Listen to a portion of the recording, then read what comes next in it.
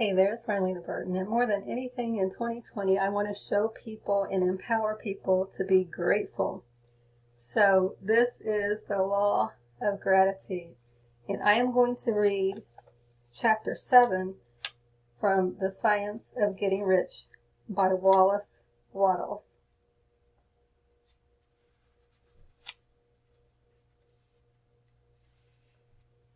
Gratitude.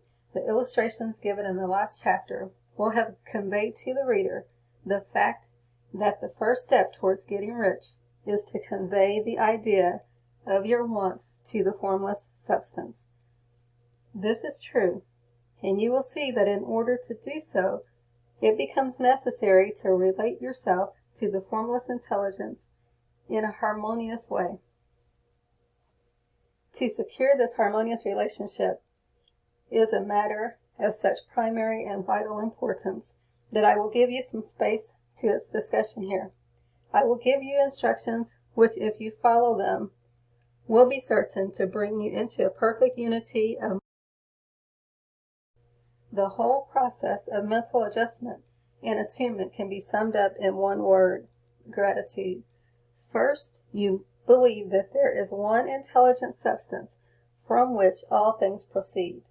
Secondly, you believe that this substance gives you everything you desire. And thirdly, you relate yourself to it through a feeling of deep and profound gratitude. Many people who order their lives rightly in all other ways are kept in poverty by their lack of gratitude. Having received one gift from God, they cut the wires which connect them with Him by failing. It is easy to understand that the nearer we live to the source of wealth, the more wealth we shall receive. It is also easy to understand that a soul that is always grateful lives in closer touch with God than one who never looks to Him in thankful acknowledgement. When things come to us, the more gratefully we fix our minds on the Supreme Power, the more good we will receive, and the more rapidly they will come. The reason for this is simply that the mental attitude of gratitude draws the mind into closer touch with the source from which the blessings come. If it is a new thought to you that gratitude brings your whole mind into closer harmony with the creative energies of the universe, consider it well, and you will see that it is true. The good things you already possess have come to you because of certain laws. Gratitude will lead your mind out along the ways by which things come, and it will keep you in close harmony with creative thought and prevent you from falling into competitive thought. Gratitude alone can keep you looking toward the infinite and prevent you from falling into the error of thinking that the supply of riches is limited, and to think that would be fatal to your hopes. There is a law of gratitude, and if you are to get the results you seek, it is absolutely necessary that you should. The law of gratitude is the natural principle that action and reaction are always equal and in opposite directions. The grateful outreaching of your mind in thankful praise to the Supreme Power is a liberation or expenditure of force. It cannot fail to reach that to which it is addressed. And as a result, God responds with an instantaneous movement toward you. Draw nigh unto God, and He will draw nigh unto you. That is a statement of psychological truth. And if your gratitude is strong and constant, the reaction in the formless substance will be strong and continuous. The movement of the things you want will always be toward you. Notice the grateful attitude that Jesus took, how He always seemed to be saying, "I thank Thee, Father, that Thou hearest me." You cannot exercise much power without gratitude, because it is gratitude that keeps you connected with power. But the value of gratitude does not consist solely in getting more blessings in the future.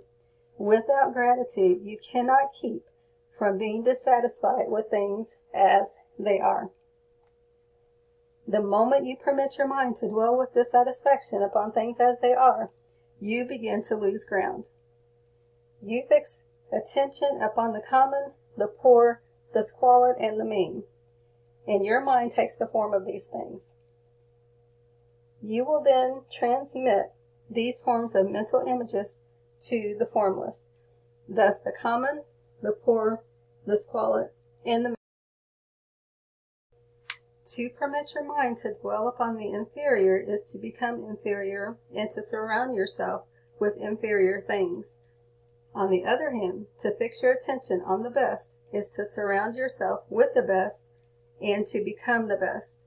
The creative power within us makes us into the image of that to which we give our attention. We are thinking substance, and thinking substance always takes the form of that which it thinks about. The grateful mind is constantly fixed upon the best. Therefore, it tends to become the best. It takes the form or character of the best and will receive the best. Also, faith is born of gratitude. The grateful mind continually expects good things, and expectation becomes faith. The reaction of gratitude upon one's own mind produces faith. Every outgoing wave of grateful thanksgiving increases faith. The person who has no feeling of gratitude cannot long retain a living faith. And as we will see in the following chapters, without a living faith, you cannot get rich by the creative method. It is necessary then to cultivate the habit of being grateful for every good thing that comes to you, to give thanks continuously.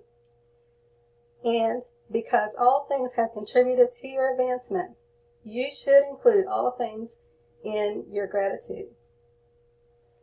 Do not waste time thinking or talking about the shortcomings or wrong actions of plutocrats and trust magnates. Their organization of the world has made your opportunity. All that you have received really has come to you because of them.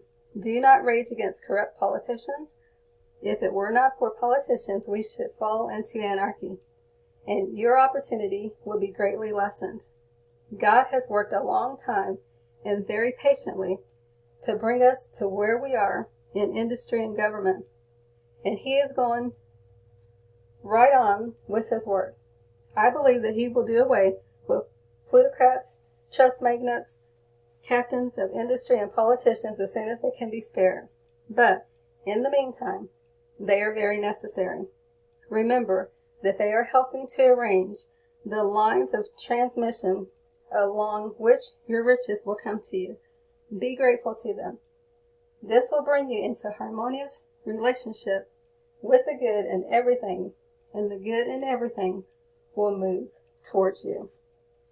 This is chapter 7 of The Science of Getting Rich by Wallace Wattles, and it is God's will for us to give thanks and to be thankful.